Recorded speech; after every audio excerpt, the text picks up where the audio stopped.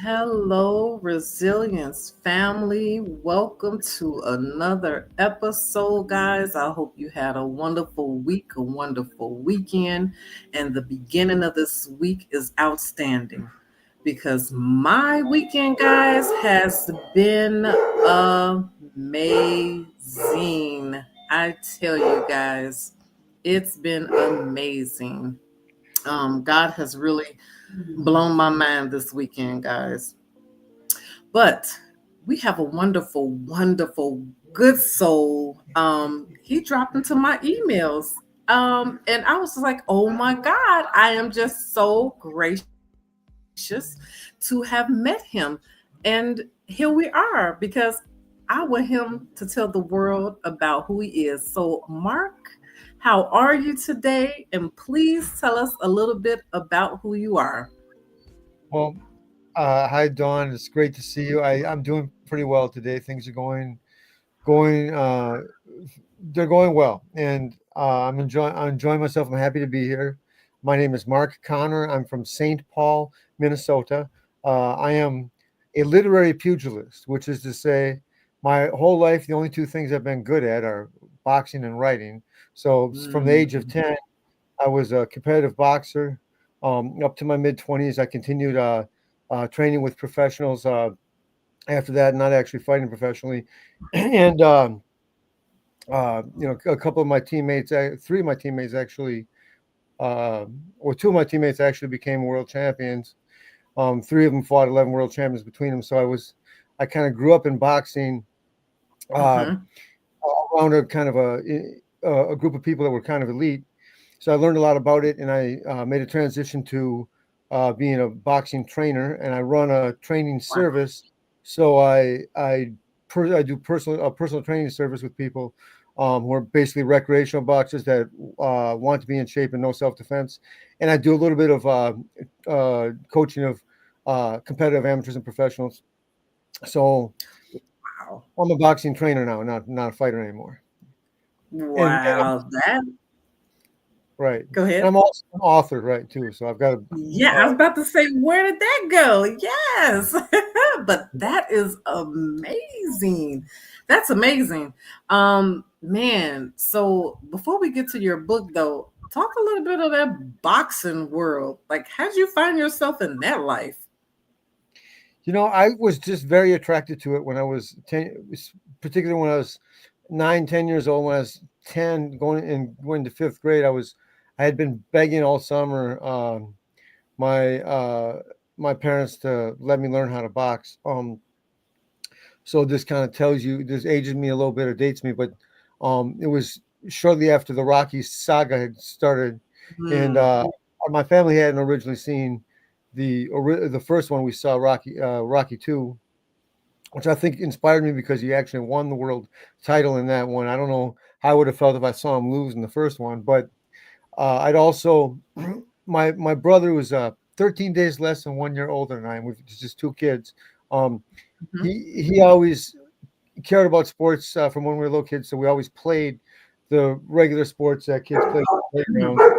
Yeah. Start, Starting with t-ball, going to baseball, then hockey and everything like that, and then because we're in Minnesota, everyone plays hockey. But then I'd started football fifth grade. I'd only played one game, and I had the chance Yeah. to box. And I just when I had a chance to box, I just as soon as I knew I could do that, I quit football and everything else except baseball in the summers, and I just started boxing. It was one of those things where how kids get out of school and they play, they ride their bike, they hang out with friends, whatever they want to do to play. My way of playing was I was at the gym training every day because in my mind I was imagining myself being one of the professional boxers I see on TV. So that was how I got Okay, into. okay. Yeah, so it just became one of those things that was just a positive activity for me. And my mom didn't want me Nice. to box. I kept begging my dad to take me to the gym. He finally took me to a gym. Yeah. Yeah. Wow. Well, okay, well, good. So let's fast forward. When did you start writing? When did you find a So, love for that? so well, I actually had an interest in that as a young kid also. Now, I wasn't much into reading. And really, what I wanted to be when I was 7, 8 years old, I wanted to be an actor or something like that. I always wanted to be something special where everyone paid attention to me, or maybe I wanted to be a rock and roll star or something like that. But my brother, who was a pretty good musician, he played the drums, he played the piano, he played the guitar. I tried. I tried the guitar, and I played the saxophone for a couple years, but I could, the saxophone interfered with boxing once I started it, and I just wasn't disciplined at that. This is what I was disciplined at. But Mm, but I wanted to to kind of be involved with kind of acting and stuff like that. I thought of that really when I was as young as maybe 8 years old. But then when I was 16 is the first time that I really thought I might have a chance to be a serious writer. Um, I wrote something about the boxing gym for a descriptive. It was an assignment in class to write something descriptive. I remember showing it to my dad. My dad was just so impressed with it, and he always said to me, "You always were a good writer. I always knew you were good." And I said, "Well, when did you ever tell me that?" And the funny thing is about how boxing and about my parents, how they influenced me to not just to be a good boxer, but to be a good student, become a writer. Is I always had problems academically, and when I was 10 years old and I started boxing. Um, my parents bought me a subscription that Christmas to the Ring magazine, which is the most prominent boxing magazine, monthly uh, mhm. magazine in the world. And I'd look at the pictures, right? Because the guys had muscles and they looked cool and stuff like that, and it was an Mhm. action thing, and that would draw me into it. And then they had captions on beneath the pictures, so I'd read the captions, and that would be the Oh, thing I would look at. Then they had the rankings listed from the heavyweight champion down through okay. So the all of the descriptions caught your eye. right. So as I started reading and memorizing all the names of the fighters and everything, and learning the different pronunciations, from different countries and stuff like that, then eventually, while I'm looking at the magazine, I might as well read an article. So I started to read a lot, and so the one thing that at which I excelled in, one subject at which I really excelled in school, was English. And then I found out I could write when I was 16. I thought maybe I could actually go to college. Maybe I could actually, I still want to be a world champion boxer, but maybe I could be a writer too. So that's how it really happened. And uh, and then, I've after getting out of So, college, I wanted to keep boxing. I never felt that when I'd gone to college, I'd gone to three national tournaments. I tried out for the Pan American Games. I didn't win, and I I took a little bit of time off in college, but the last couple of years of college, I still boxed, and I felt like I wasn't giving enough time to it. So I did a couple more years after, and I had some injuries and stuff, and I was always one fight away from getting back to the national level. So I thought, well, you know, maybe it's not going to work to turn professional, and that's when I decided to mm, become a writer, and right. there were some other Wow. distractions in life. Yeah, Yeah. So you stuck with that writing piece. It just stuck to you, which I believe is yeah, good because now here you have this book. It's right. about time, millions of copies sold for dad. Yeah. So it's a deeply reflective book. So what inspires you to write it and why now? Well, as I say on the first page, uh, I came up with the title of this book on September 30, 2019, the day my father died. And basically, that sentence sums it up. I wrote that Yeah. sentence the first day. I didn't write the book until a little over a year later, although I wrote the book fast. Um, Hmm. and and I was watching him die. My mom and I Mm, prayed over him as he died. We knew he was going to die. We finally had to let them turn life support off. He was for 10 days on life support, and he had a heart attack. And hmm. I'm looking at him thinking, my brother, he's got it's hard for him, but he's married, he's got two children.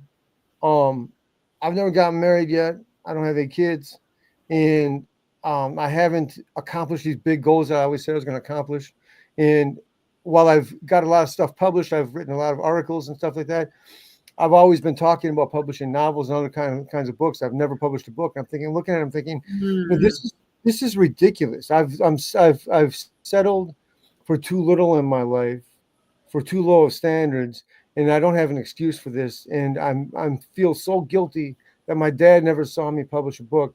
I'm going to write a book and publish it, no matter what happens with it. You know, whether Wow. it whether millions of copies do sell for that or not. But I'm talking to Yeah. you and trying to be resilient and get to the resilience family audience. Yes, Uh, exactly.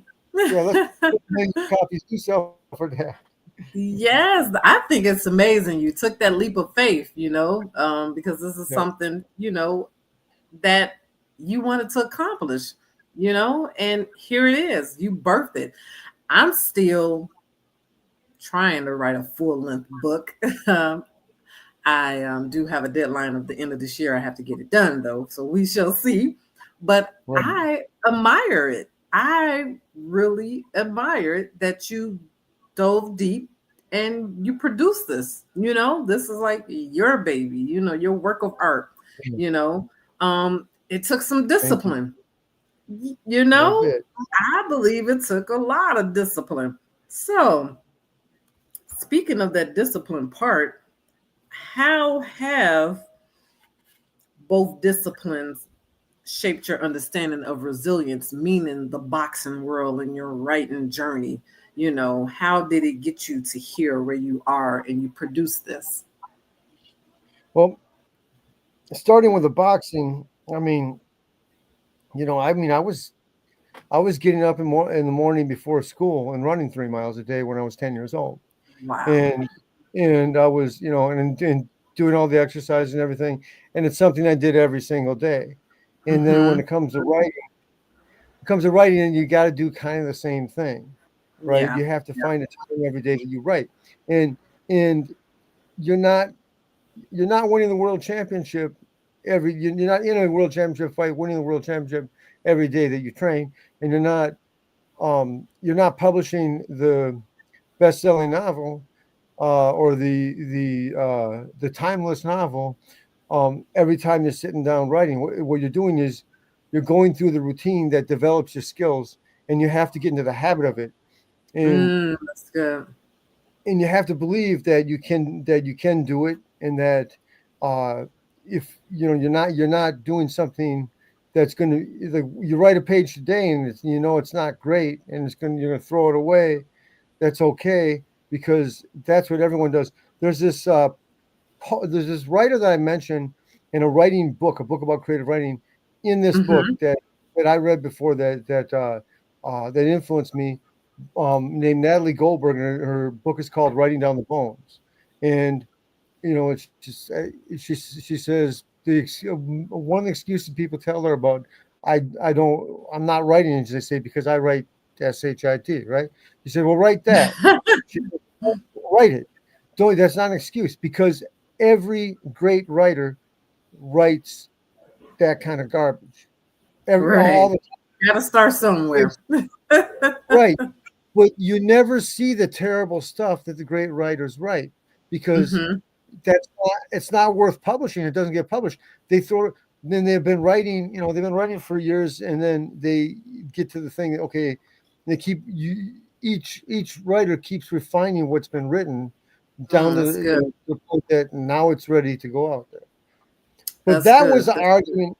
Yeah, that was the argument my dad had with me, Mm. which I cover that at the end of chapter one.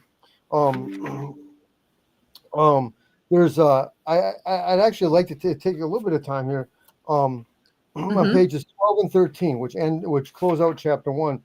Okay. I have this. There's this really beautiful woman that I'd had this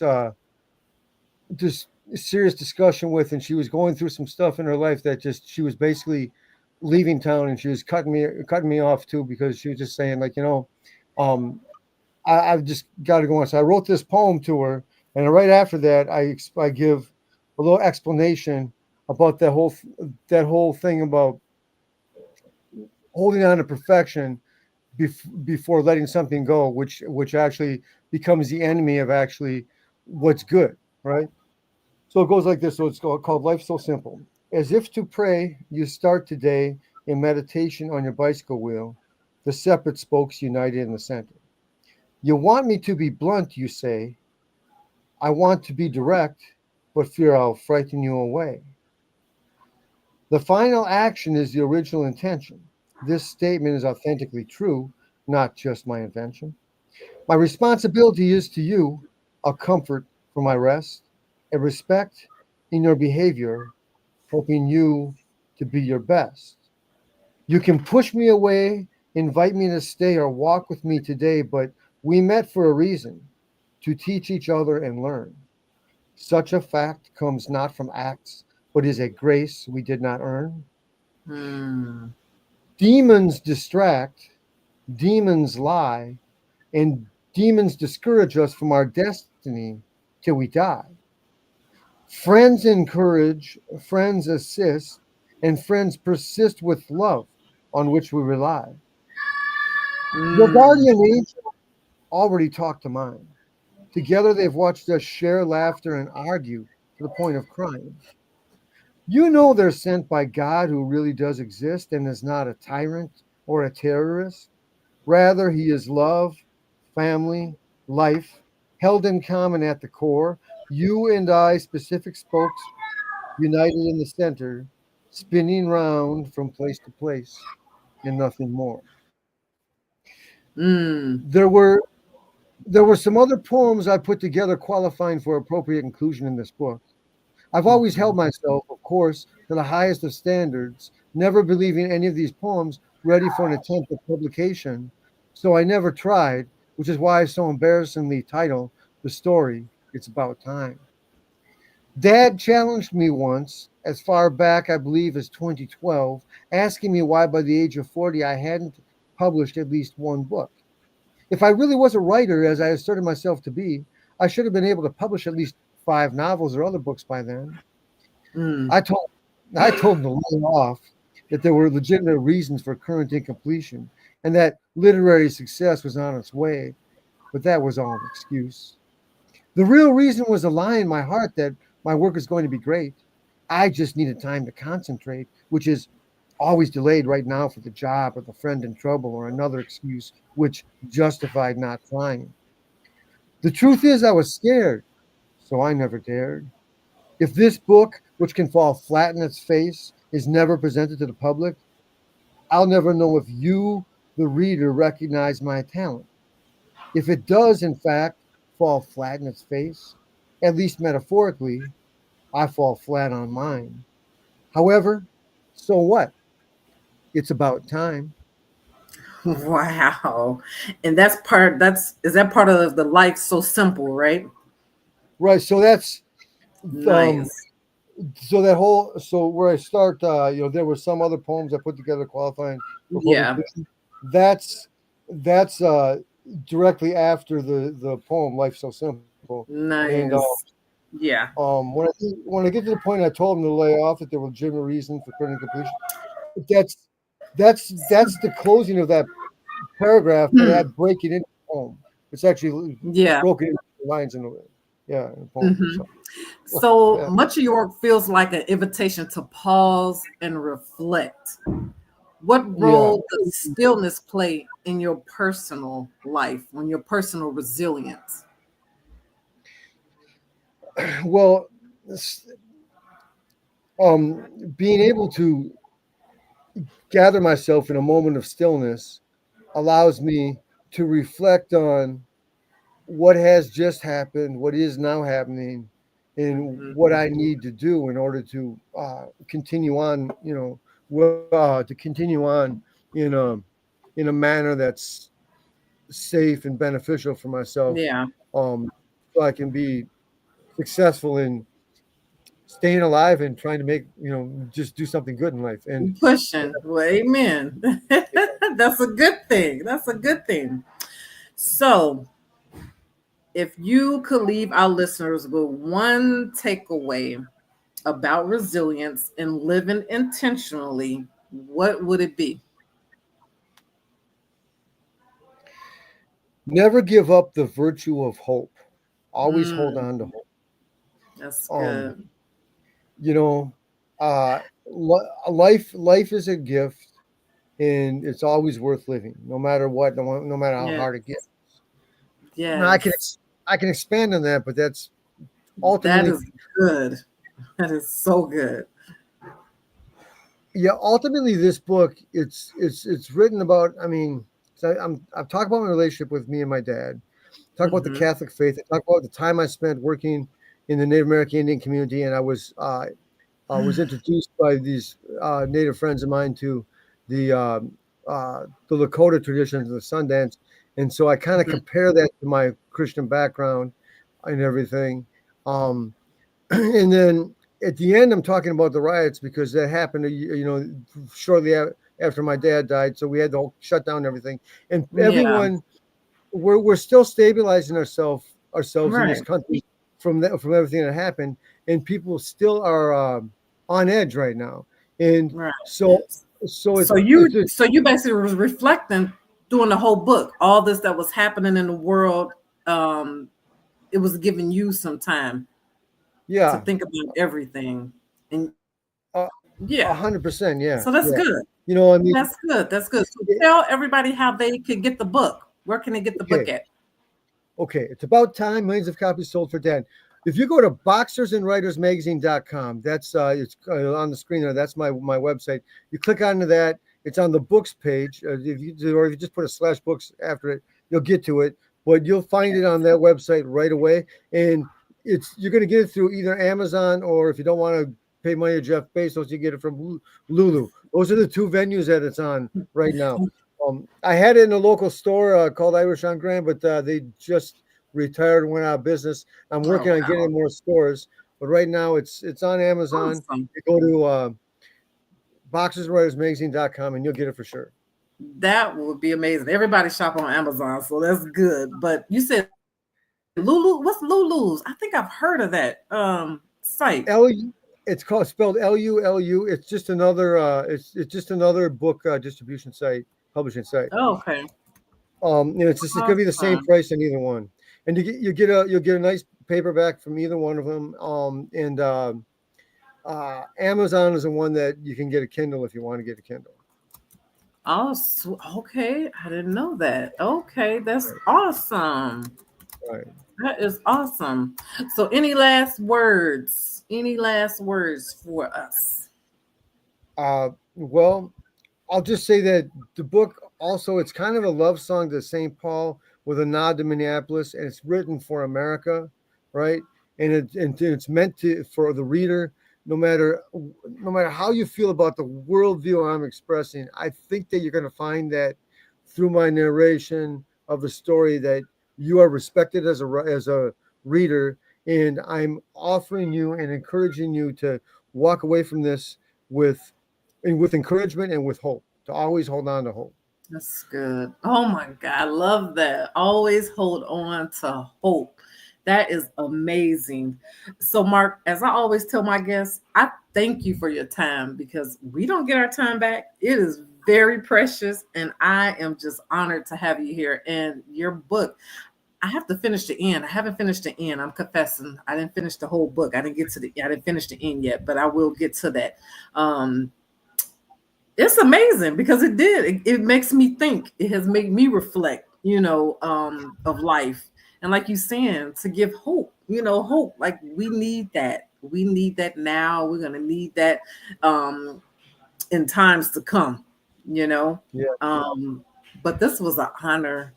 And I just thank you, thank you, thank you, thank you. So guys, Mark Connor, y'all, it's about time. Go grab it on Amazon. It is it's really good. It's really a blessing. It is. Thank you, Mark, so much. Thank you, thank you, Thank thank you. you. God bless you. Thank you. I really appreciate it. I'm very Yeah. honored myself. My Yeah. resilient family, guys. Thank you for tuning in. Whether you're listening now or listening later, I appreciate you. Please like and subscribe. Please share, guys. And as I always say, stay safe, stay well, and always, always stay resilient, guys. Stay resilient. Until next time, guys, I love you. Stay well.